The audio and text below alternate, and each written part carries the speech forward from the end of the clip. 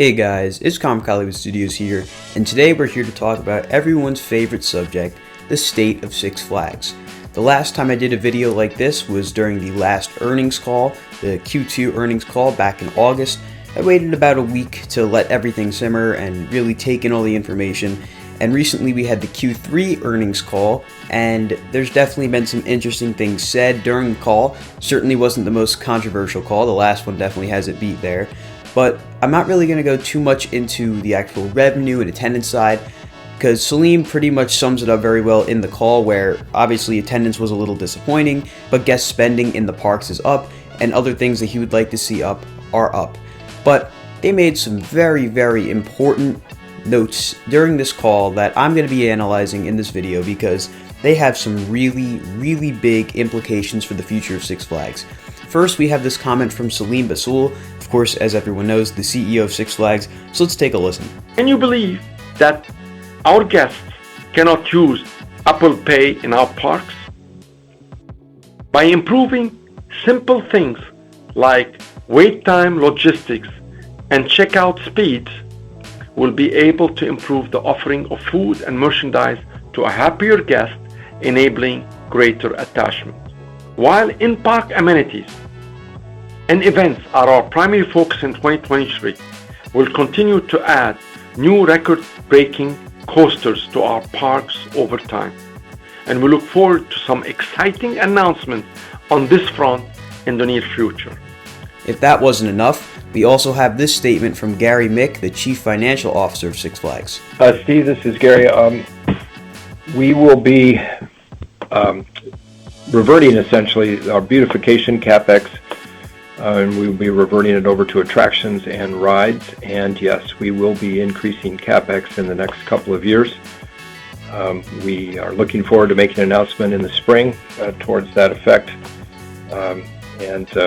We definitely will be investing in the attractions and rides that our customers really appreciate and have been asking for. So, this is a lot to take in. First of all, the sort of less important thing that I do want to take note of, because I think it's really good, Selim mentions that there's no Apple Pay in the parks and that seemingly he wants to bring it back. And to me, that's a really, really good sign. I always thought it was absolutely foolish that you can't use Apple Pay in Six Flags parks, especially for teenagers, people around my age. We don't really like to have to carry our cards around, and to be able to just use Apple Pay for everything would be a huge help. But if they do that, they also have to make Apple Pay work for the lockers, as that's pretty much the only thing we ever spend money on when we go to Six Flags, because of the fact that certain rides require lockers. So if they could retrofit the locker machines with Apple Pay, that would be great.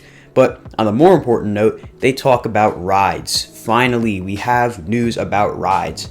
I know everyone has been worried about what's going to happen with rides, as Selim has made it clear that he was much more in favor of making the parks better without looking at rides. He said that the parks already had enough ride capacity, but this changes everything. As many of you already know, I already had an interview with Selim a couple weeks back during October, and he did somewhat hint at rides to come, but he didn't really go too in-depth with it.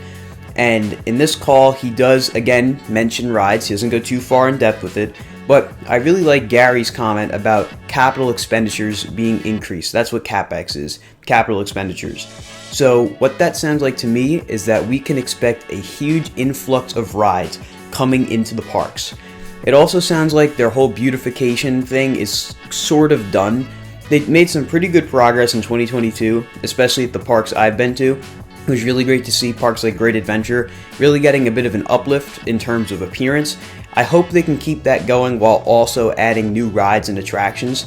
As some of us know, there are some possible rethemes and repaints in the works for parks like Great Adventure. I've heard a lot about Nitro possibly getting a repaint next year, as was also said to us at the Q&A during Thrillathon by former park president John Winkler. So there's a lot to look forward to on that front, but I really want to focus more on the rides aspect. If you guys have been watching the channel for a little while, you know that I'm a big champion of Great Adventure getting a big coaster in 2024 for the 50th anniversary. Before Selim even took over, there were rumblings about a big coaster coming for 2024, as it just makes sense. Great Adventure was sort of neglected in terms of new roller coasters by the former CEO Jim Reed Anderson. There was a lot more flat rides being added to the park, which was good to build up the park's flat ride collection.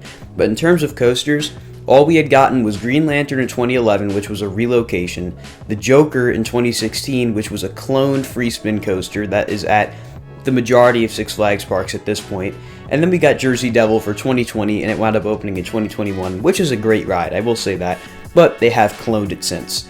Something that Great Adventure needs is a ride that's not going to be cloned, because it can't be cloned, because it's too unique to the park. They already have some incredible coasters at the park that are unique and you can only find at Great Adventure, and I think that they could use more coasters like that.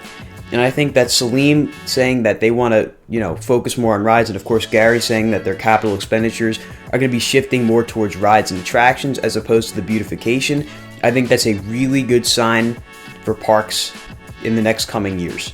So, what parks are going to get new coasters and new rides? How often is it going to happen? What manufacturers are they going to go to? That's all a big wild card. We haven't seen Selim's administration pick from which manufacturers they want to work with. The B&M project, as in Dr. Diabolical's Cliffhanger, Fiesta Texas, that was before Selim. That was in the works before Selim. As was Jersey Devil Coaster and Wonder Woman Flight of Courage at Magic Mountain. Both of those RMC Raptors, they were before Selim came in. So all this begs the question, is Selim going to work with the same manufacturers that Six Flags used to, like S&S, Premier, RMC? Or is he still to start working with other manufacturers that Six Flags maybe has never worked with before, or they haven't worked with in a while, like Intamin?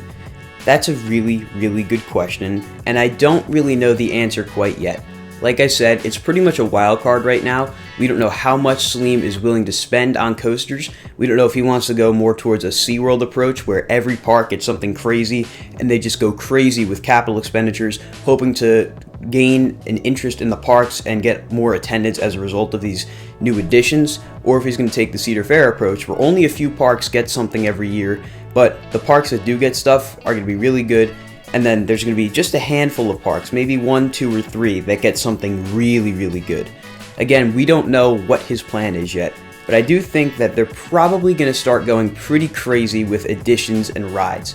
We've seen how much work they've done to improve every single park, which is something that is carrying over from the Jim Reed Anderson era, where he added a ride to every park every year to make sure all parks got equal treatment. They made improvements to all the parks this year, from what I've seen. Of course, I only went to 2 Six Flags parks this year, but it looks like the other ones really got improved heavily this year. And I do think that he's probably going to try to continue doing this with new rides. So 2023, I think this is going to be the more transition year to go from beautification into rides, as they said that beautification and in-park amenity improvements is still going to be the focus for 2023 at Six Flags, but I think 2024 is going to be the first year where we really see the new coasters and the new rides come to fruition. Now, this could just be a PR move to kind of invigorate more interest in the company, as new coasters and new rides coming in 2024 perhaps. They were probably already in the works before he announced this on the call, so maybe he was just waiting till a time he felt was right to say this.